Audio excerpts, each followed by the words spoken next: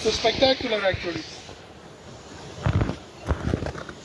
So if you look, these whitish things like that, those are crenulations. Okay, differentiated crenulations that come across this rock. So you can measure them as a lineation. The real foliation is here.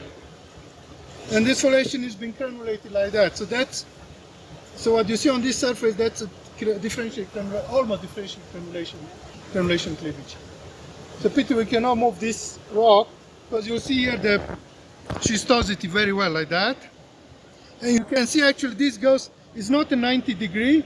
The schistose comes like this and this goes across at an angle, the crenulation.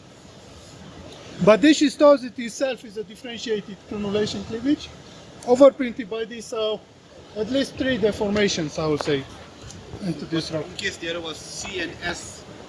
These are crenulation, not S and C. But in case, Yeah, if there was S and C feature, how it would look in this? it will look very similar, and you'll see basically the C planes and the S planes, and you'll see that they are always at less than 45 degrees. Very nice asymmetric, and they will be consistent So, across. in this case, what's the angle?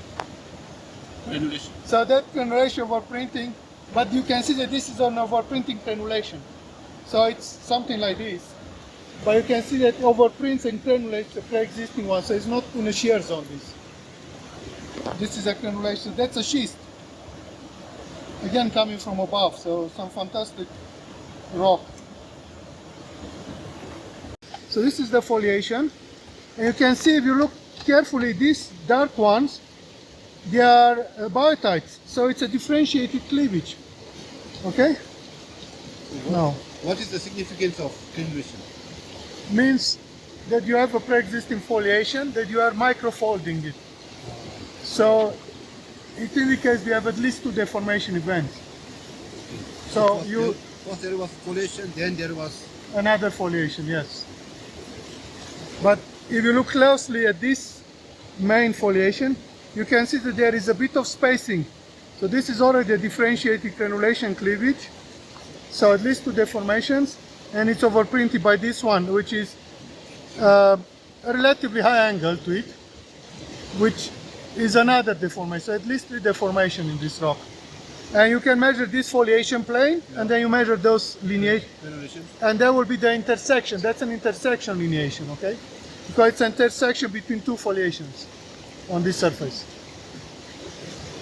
I didn't get the intersection part. So you have this Yeah, foliation, then we have a then you have crenulation. another foliation in this. Where is it? This is it. Okay. We cannot see it because we don't have a piece big enough. But basically this foliation is being crenulated like this. And that's the intersection, these lines. It's the intersection between the two.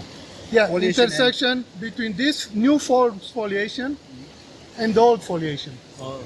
So it's an intersection lineation. Or a crenulation lineation. But it's intersection between 2. So when you see this, it's very important. Identify the foliation plane, and then you look on the foliation plane. 2 different things. This is a planar feature, it's a foliation plane. That is a linear feature on the foliation plane.